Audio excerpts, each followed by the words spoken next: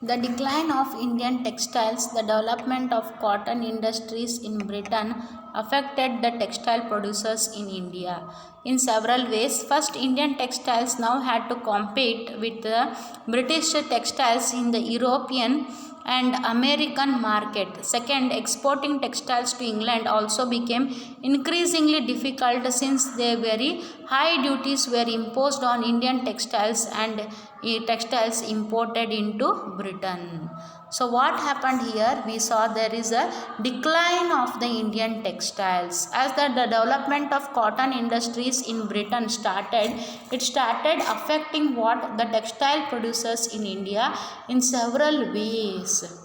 First, Indian textiles now had to compete with the British textiles now. They had to give the competition to whom? To the British textiles in the European and the American markets. So, in the both the markets, they have to give the equal competition. Where in European markets as well as in the American markets.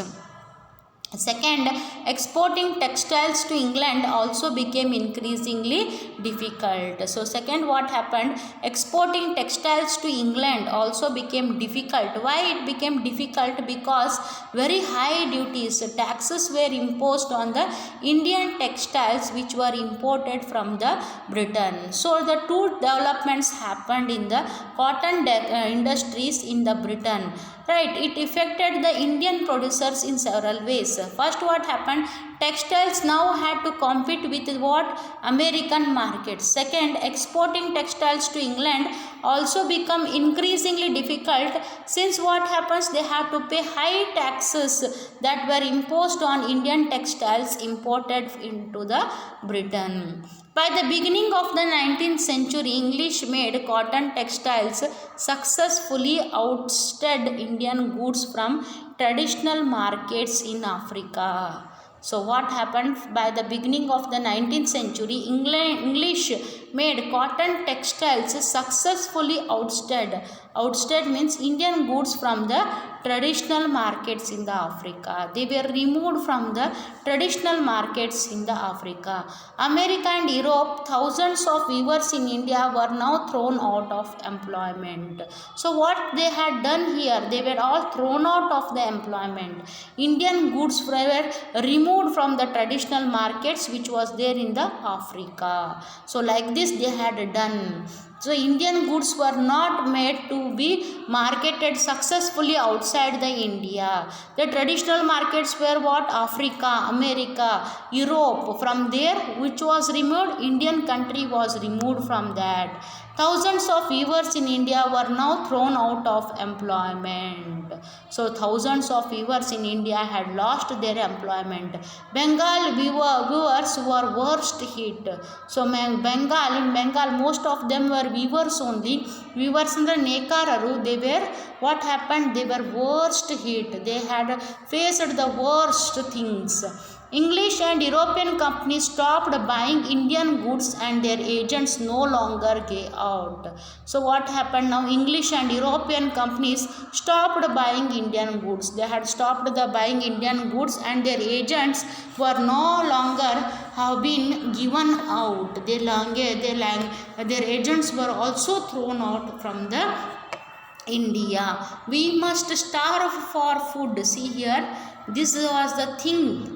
In 1823, the company government in India received a petition from 12,000 weavers stating our ancestors and we used to receive advances from the company and maintain ourselves and our respective families by weaving company's superior assortments. Owing to our misfortune, the Auranga have been abolished ever since, because of which we and our family are distressed for want of the means of the livelihood.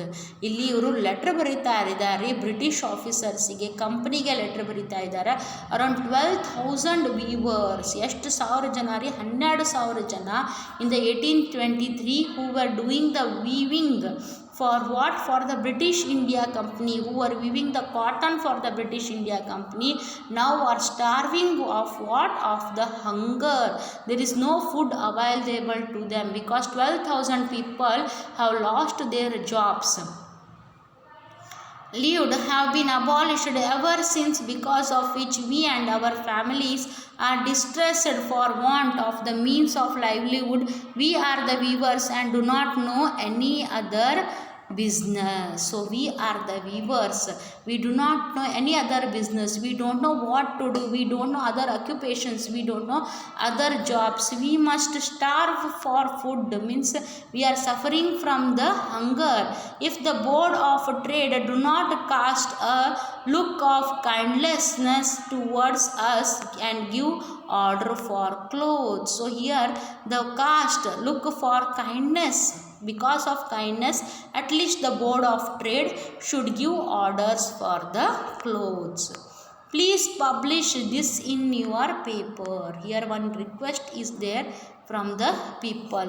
One widowed spinner, one widowed means the one who is widow, who is not having a husband, wrote in 1828 to a Bengali newspaper, Samachar Darpan, detailing her plight, means telling about her problems. She has written in the Samachar Darpan in 1828, who was a widow spinner, and she has written it in the Bengali newspaper.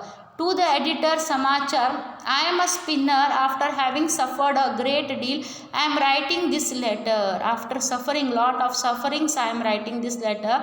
Please publish this in your paper. So she is telling that please publish it in your paper.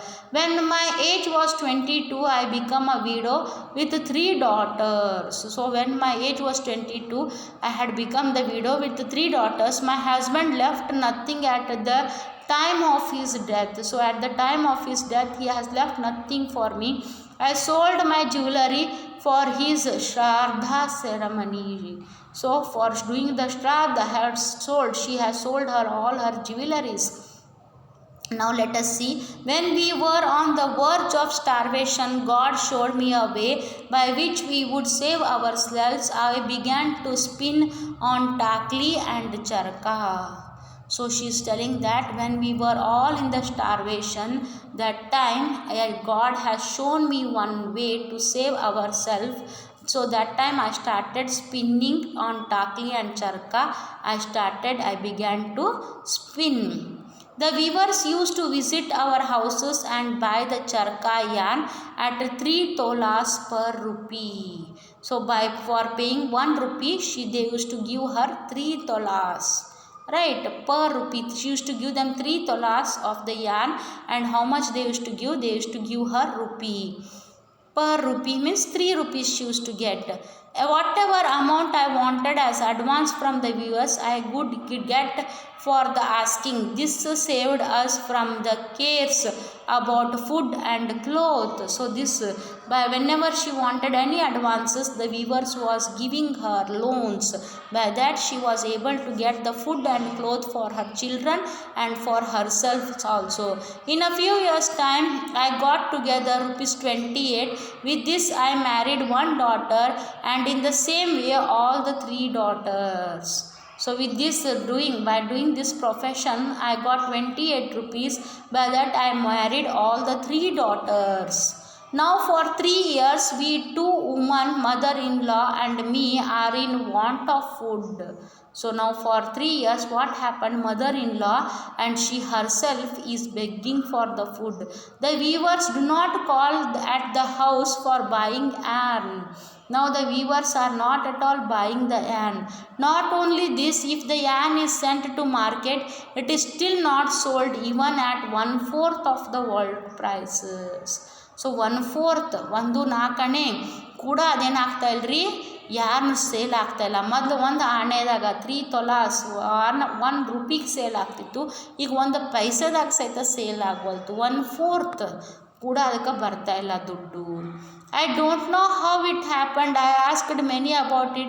They say that the Bilati 2 yarn is being imported on a large scale. Vilayati to yarn. They are bringing it from on the large scale. The weavers buy that yarn and weave. So the weavers are buying that yarn and they are weaving it. People cannot use the cloth out of his yarn even for 2 months. It rots away. So people are unable to use that clothes for more than 2 months. It is rotting away. But still people are using the Vilayati to yarn. Advances to weavers to secure supplies. Distressed weavers wrote petitions to the government to help them. So they had written the petitions to the government to help them regarding their distress, regarding their problems, right, of the whom of the weavers. ಇಲ್ಲೇನಾಗೈತ್ರಿ ವೀವರ್ಸಿಗೆ ಯಾರ ನೇಕಾರ ಇದ್ದರೂ ಅವರಿಗೆ ಕೆಲಸ ಇಲ್ದಂಗೆ ಆಗೈತಿ. 12,000 ನೇಕಾರಗಳಿಗೆ ಕೆಲಸ ಇಲ್ಲ. And those who were preparing yarn in their homes, the women, they are also becoming the jobless. But what worse was still to come. By the 1830s, British cotton cloth flooded Indian markets. So here by 1830s what we saw that the British cloth had come to India, had flooded the Indian market. Everyone started using what? The British clothes. Right. In fact, by the 1880s, 2/3 of all the cotton clothes owned by Indians were made of cloth produced in Britain. So what happened? 2/3 of the clothes what people were wearing, that were made by whom? That were made by the British cotton clothes.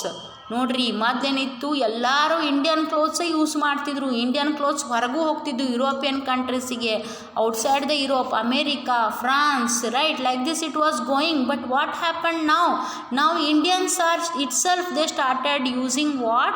Using the British clothes. 2/3 of the people started using the clothes which were sent by whom? By the Britishers. This affected not only the specialist weavers but also the spinners. Now it has affected both the people, but not only the spinners but also the specialist weavers also got affected. Thousands of rural women who made a living by spinning cotton thread were rendered jobless.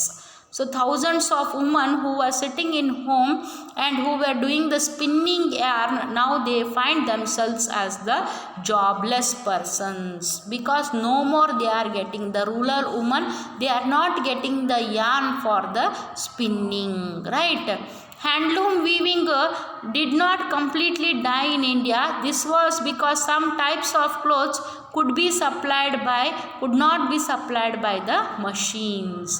So handloom weaving did not die in India. Handloom weaving has not died in India because some types of clothes can be supplied only by what? Cannot be supplied by the machines, cannot be done by the machines. So what happened? Handloom weaving still became alive in India. How could machines produce saris with intricate borders or cloths with traditional woven patterns? So what happened? Machines were unable to produce the saris with the intricate borders. Reshmi border iddidu ella, it was unable for them to produce using the machines, and cloth with the traditional woven patterns they were there. These had a wide demand not only amongst the rich but also amongst the middle classes. So what happened? These were in great demand. Where? In India, in the poor, in the middle class as well as in the rich class. Nor did the textile manufacturers in Britain produce the very coarse cloths used by the poor people in India. So the textile manufacturers in Britain were unable to produce the clothes that were worn by the poor people in India. ಈಗ ನೋಡ್ರಿ, 2/3 of the goods and services clothes ಎಲ್ಲಿಂದ ಬಂತು? ಬ್ರಿಟನ್ನಿಂದ ಬಂದರೂ ಕೂಡ ಏನಾಯ್ತು ರೀ? What was the problem? One problem ಏನಿತ್ತಂದ್ರೆ, ಇಲ್ಲಿ textile manufacturers were not able to produce the own pattern that was there in India. Poor class middle class ಮಂದಿ ಏನು ಮಾಡ್ತಿರಲ್ಲ, ಅದು ಹ್ಯಾಂಡ್ಲೂಮ್ ವೀವಿಂಗ್ನಾಗ ಪಾಸಿಬಲ್ ಇತ್ತು, ಮಷಿನರಿನಾಗ ಪಾಸಿಬಲ್ ಇದ್ದಿದ್ದಿಲ್ಲ. ಆ ಟೈಪ್ ಆದಂಥ ಸ್ಯಾರೀಸ್, ಆ ಟೈಪ್ ಆದಂಥ ಟ್ರೆಡಿಷ್ನಲ್ ಕ್ಲಾತ್ಸನ್ನು the machine was unable to produce that. So ಅದಕ್ಕೋಸ್ಕರ they were dependent on the weavers. Do you understand? Right. And poor class use ಮಾಡುವಂಥ ಬಟ್ಟೆನೂ ಕೂಡ the Britain people were unable to produce. You must have read about Sholapur in Western India and Madura in South India. So we have read about the Sholapur in Western India and Madura in the South India. These are the two towns. These towns emerged as an important new centers of weaving in the late 19th century. In the late 19th century, you can see these two centers became the weaving centers. Later, during the national movement, Mahatma Gandhi urged people to boycott and imported textiles and use hand spun and hand woven clothes.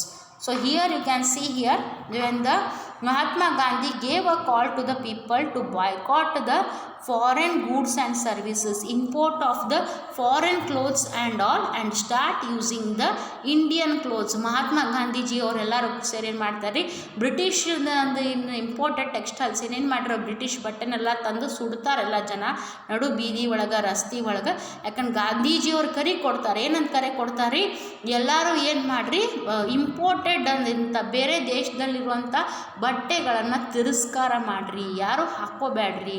ಹಾಕ್ಕೊಳ್ಳೋದ್ರಿಂದ ಏನಾಗ್ತೈತಿ, ನಮ್ಮ Indian ಪ್ರೊಡ್ಯೂಸರ್ಸಿಗೆ effect ಆಗ್ತದೆ, ವೀವರ್ಸಿಗೆ effect ಆಗ್ತಾ ಇದೆ, ಸ್ಪಿನ್ನರ್ಸಿಗೆ effect ಆಗ್ತದೆ, woman largely rural woman ಅವ್ರ living ಏನಾಗ್ತಾಯಿದೆ, ಕಸ್ಕೊಂಡು ಹೋಗ್ತಾ ಇದೆ. So stop using the imported textiles. And who are making the profits? Only the Britishers are making the profit. Khadi gradually became a symbol of nationalism.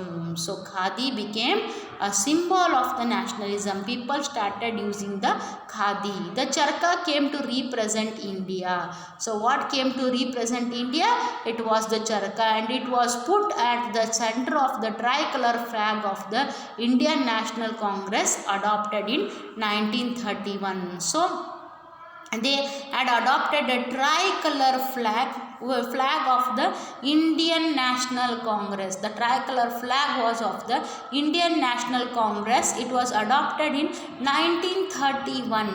What happened to the weavers and spinners who lost their livelihood? So what happened to them? ಇಲ್ಲೇನಾಯ್ತು ರೀ, ಇಲ್ಲೇ ಮಹಾತ್ಮ ಗಾಂಧೀಜಿ ಅವರು ಕರೆ ಕೊಡ್ತಾರೆ, stop using the British import ಮಾಡಿದಂಥ ಟೆಕ್ಸ್ಟೈಲ್ಸ್ನ stop using it and start using what, Indian made textiles, Indian made goods and services. ಆವಾಗ people slowly started using what, khadi. They started wearing the khadi, right. In 1931 they started the symbol of nationalism came to what, charaka, right. It was there in the tricolor flag in the middle. It was in the Indian National Congress the flag ಒಳಗೆ ಟ್ರೈಕಲರ್ ಫ್ಲ್ಯಾಗ್ನಾಗ ಚರಕಾನ ನಡಕ್ಕೆ ಇಟ್ಟರು ಅವರು. ನಾವು ಹೆಂಗೆ ಐತಲ್ಲ, navy blue ಚಕ್ರ ಐತಲ್ಲ with 24 spokes in it. ಈಗ ಏನಾಗೈತೆ, ಈಗ ನಾವು you are having in those days Indian National Congress ಏನು ಮಾಡ್ತು, ಟ್ರೈಕಲರ್ ಫ್ಲ್ಯಾಗ್ನಾಗ ನಡಕ್ಕೆ ಏನು ಕುಂಡ್ರಿಸಿರ್ತಪ್ಪ ಅಂದ್ರೆ ಚರಕಾನ ಇಟ್ಟಿತ್ತು. It was adopted in the year 1931. What happened to the weavers and spinners who lost their livelihood? So what happened to them who had lost their livelihood? Many weavers became the agricultural laborers. Some migrated to the cities in search of work, and yet others went out of the country to work in plantations in Africa and South America. See here what happened. Some weavers they became the agricultural laborers. ಏನಾದ್ರು ಇವರು agricultural labourers ಆದರು. Some migrated to the cities in search of work. ದೊಡ್ಡ ಸಿಟೀಸಿಗೆ ಹೋದರು, Bombay, Calcutta, in search of the work. Some became the plantation labourers in Africa and South America. Plantation labourers ಅಂದ್ರೆ tea ಪ್ಲಾಂಟೇಶನ್ನಾಗ, coffee plantation, rubber plantation, where you see hill areas they are doing they are growing the tea, they are growing the coffee, they are growing the rubber. So they are called what, plantations. And there the people went to become the laborers. And what happened, some of these handloom weavers also found in the new cotton mills that were established in Bombay, now Mumbai, Ahmedabad, Sholapur, Nagpur and Kanpur. So what happened, there were new cotton mills established by the British in our country. There people started working. In examples are the Bombay, now Mumbai, Ahmedabad, Sholapur, Nagpur and Kanpur. See here the women are working both the sides, they are weaving the clothes. Here you can see the women are working. So what was the result of that? Cotton mills come up. What happened because of this? We saw that there were cotton mills coming up. The first cotton mill in India was set up as a spinning mill in Bombay in 1854. So the first cotton mill was set up in India as a spinning mill, right? It was set up in India as a spinning mill in Bombay in 1854. It was set up. From the early 19th century, Bombay had grown as an important port for the export of raw cotton from India to England and China.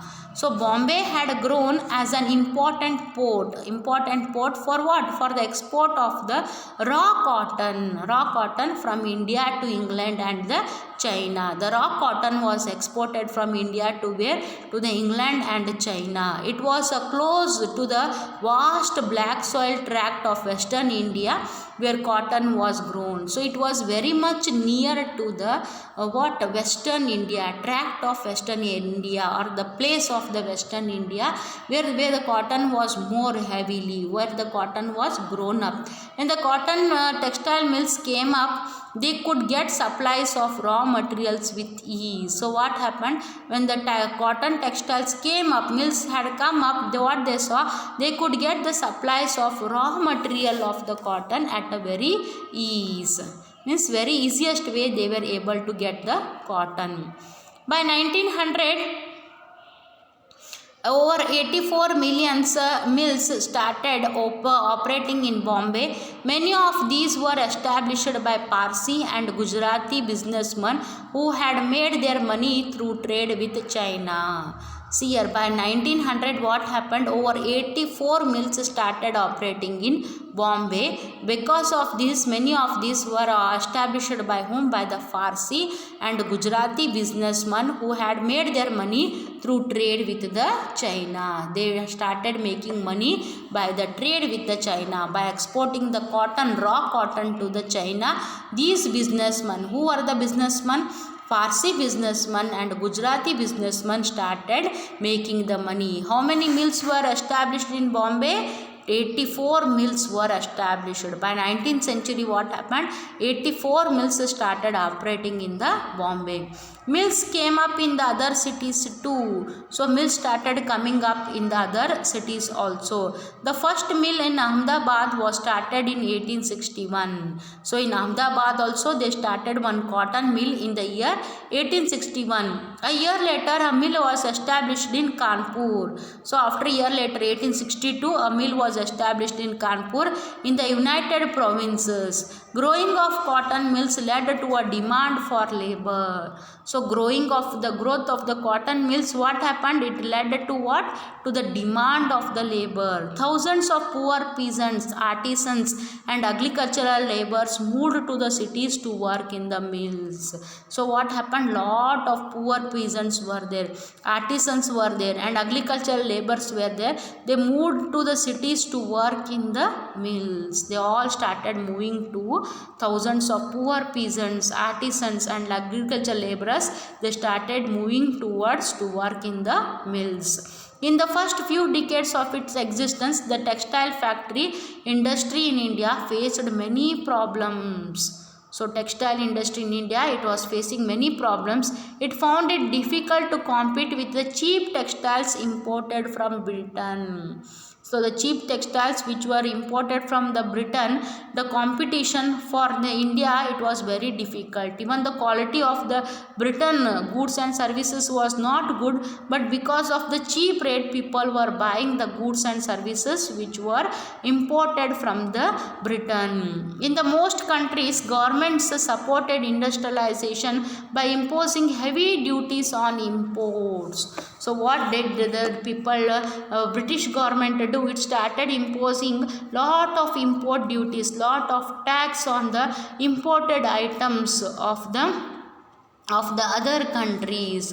So British government, it started supporting the industrialization, thus making its economy a good economy. This eliminated competition and protected infant industries. So what happened? This protected the infant industries in the British. The colonial government in India usually refused such protection to local industries.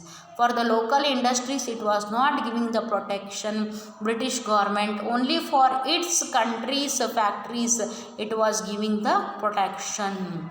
Right, the colonial government in India usually refused such protection to local industries. The first major spurt in the development of cotton factory production in India, therefore, was during the First World War, when textile imports from Britain declined and Indian factories were called upon to produce cloth for military supplies. So what happened when the First World War broke out? What happened? The British factories were unable to produce the cotton textiles and give it to the British industries, British country. So that time they gave a call to the Indian producers, Indian production, to give the cloths for military, to produce the cloth for the military supplies. In order to produce the cloth for whom? For the military people, it had given the orders. British government gave orders to what? To the Indian factories.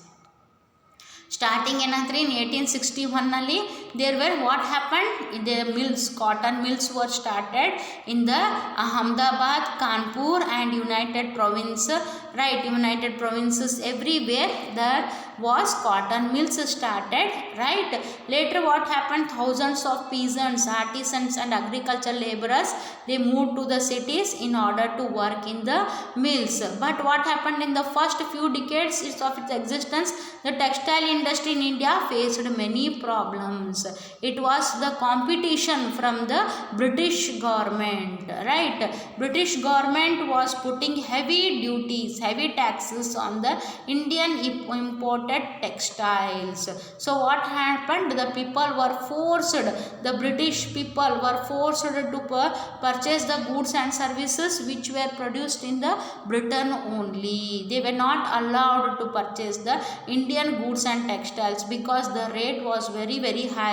But they didn't give such protection to the local producers of India. They saw that only the British producers should be in the safe position. They didn't think about our Indian farmers, Indian producers, Indian industries. They had not thought. But what happened after the First World War?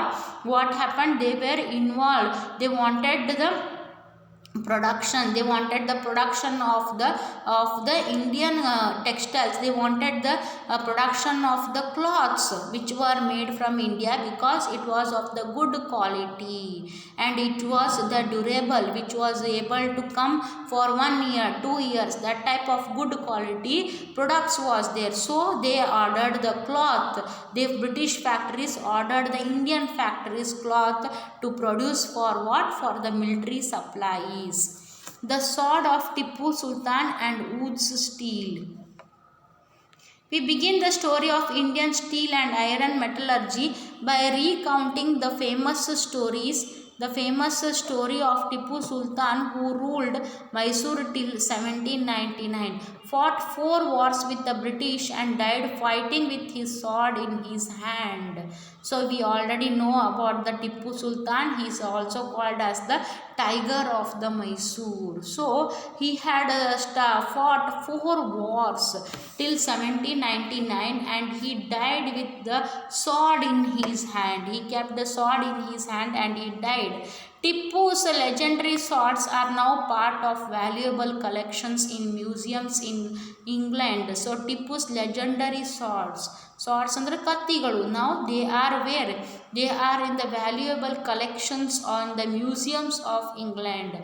But do you know why the sword was so special? So why the sword was very very special? Let us see now. But do you know the sword had an incredibly hard and sharp edge that could easily rip through the opponent's armor.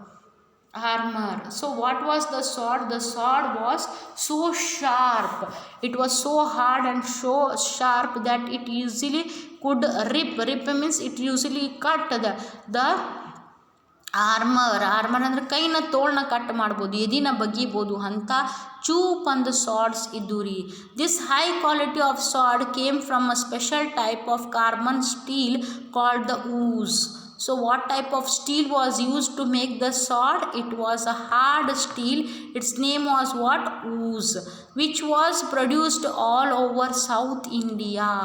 So all over the South India this type of steel was produced and its name is known as the oos. Oos steel when made into sword produced a very sharp edge with a flowing water pattern. So how there was a water pattern, flowing water pattern. ಅಷ್ಟು ಈಸಿಯಾಗಿ ನೀವೇನು ಮಾಡ್ಬೋದು ರೀ, ಸಾಡ್ಸನ್ನು operate ಮಾಡ್ಬೋದು. ಮತ್ತು ಚೂಪ್ ಇತ್ತು, sharp edges. This pattern came from very small carbon crystals embedded in the iron. So this pattern came after the small crystals of the small carbon crystals were embedded, and they were folded, they were made as a iron. Francis Bacon, who toured through Mysore in 1800, a year after Tipu Sultan's death, has left us an account of the technique by which wood's steel was produced in many hundreds of smelting furnaces in Mysore. So in the smelting furnaces ಅಂದರೆ ಇಷ್ಟು ದೊಡ್ಡ ಇದ್ರಾಗ ಅಲ್ಲಿ ಸ್ಮೆಲ್ಟ್ ಮಾಡ್ತಿರು, melt ಮಾಡಿಬಿಟ್ಟು they were producing what? In these furnaces iron was mixed with the charcoal and put inside small clay pots. Through an intricate control of temperatures, the smelters produced steel ingots that were used for sword making not just in India but in West and Central Asia too. Woods is an anglicized. So here you can see the smelters, they were producing the woods. How they were producing the steel that was used to make what? To make the swords. And this sword making was not just done in India but in the West and Central Asia also. This sword making process was done by using the smelting furnaces. Let us see the version of Kannada word ukku, Telugu hukku, and Tamil and Malayalam urukku, meaning steel. So these all the meaning was they were all producing the steel. Indian woods steel fascinated European scientists. So fascinated means they were attracted by the Indian steels now. They were attracted by what? By the Indian steels. Indian wood steel fascinated European scientist Michael Faraday, the legendary scientist and discoverer of electricity and electromagnetism, spent 4 years studying the properties of Indian wood. 1818 to 1822. Here he was fascinated, the British were fascinated by the Indian steel after they fought the 4 wars with the Tipu Sultan. Tipu Sultan died keeping his sword in his hand after having a fight such the 4 battles with the British. He died in 1799. What he had kept his sword in his hand, and that sword is still present in the museum in the England. There you can see that the sword was so sharp, the steel was so good that attracted the British. So what happened? The British studied about the steel was called the Oos steel, right, which was famous in the West as well as in the Central Asia. They were preparing this steel using the iron, and they used to mix it with the charcoal, and when they put inside some clay pots, and through an intricate control of temperature, the smelters produced the steel ingots that were used for sword making in India. So looking all this, Michael Faraday decided that he will study about the Indian wood steel. which was a very good steel, right? If it is because it was good because it was able to cut, the sharp edges were able to cut the armor of a person. The legendary scientist discover of electricity and electromagnetism. So he was the scientist who had discovered about the electricity as well as electromagnetism. He spent 4 years in order to study the properties of Indian woods, that is the steel, 1818 to 1822. However, the wood steel making process, which was so widely known in South India, was completely lost by the mid 19th century. Can you guess why this was so? The swords and armor making industry died with the conquest of India by the British, and imports of iron and steel from England displaced the iron and steel produced by craftspeople in India. Right, this all got died. Our Indian industry got died by the mid of the 19th century. Why? Because the swords and the armor making industries was conquest of India was taken over by whom? By the British, and now imports of iron and steel was started from the England. Right, the English people were forcing the people of India to import the steel from the England, and what it did, it displaced the iron and steel produced by the craftsmen of our people, by our craftsmen, by our small people who were doing this, who were really producing the steel. Now they were made jobless. They were not having the work to do, because what was their main work? Their main work was to extract the steel. Smelting, they were called the smelters because they were removing the steel. They were producing the steel which was used in the armors. It was used in the swords that was taken off. Here you can see the Tippu sword made in the late 18th century. This is the photo of the Tippu's sword, which is made in where? In the late 18th century. Right, written with the gold on the steel. Right, written within the gold they have written it, and it was made up of the steel. Hand of Tippu's sword were quotations from the Quran with messages about victories in war. So it was the message of the Quran. The messages of the Quran were written, and that too what were written? Victories of the war. How to get the victories in the war. Notice the tiger head towards the bottom of the handle. So there was a tiger head here. You can see the face of the tiger at the bottom of the handle. This is how the Tippu Sultan sword is. So you see here, so beautiful it is. Here there is in the messages of the Quran is there, about the winning messages are there, and you can see the tiger face also. So good steel was used in those days. Still this sword is present where? It is present in the England. In the Museum of England you are seeing still the sword of the Tippu. Smelting means the process of obtaining a metal from rock or soil by heating it to a very high temperature, or of melting objects made from metal in order to use the metal to make something new. So iron, they were using it, they were melting it in order to make the swords, in order to make other steel items, they were melting it, right? So you have seen how the weavers they became the jobless, and now you have seen how the smelters became the jobless, how our cotton industries got closed down, how our Indian textiles suffered during the British reign, right? How our industries got closed down because of the British started putting heavy taxes on the import of our goods and services. This all you have seen now. Now you have seen how they were putting import for importing any of the items from the India cotton textiles. They were putting the high duties on those goods and services. But in the first world war, what happened? They came to know the importance of our Indian textiles. That time they started giving Indians the orders for the Indian factories. They requested to produce the cloth and send it to where? To the Britain. And you can see our smelters industries were closed down because the British forced our Indian craftsmen, right, to import. The British started importing their produced steels to our country. That time what happened? Our craftspeople in India, they were forced to shut down their industries. This is how our so-called good quality ooze steel, which was in great demand in the West and in the Central Asia, had to get closed down. Right, so your homework is to read whatever I have taught, and children, bring your notes to the school.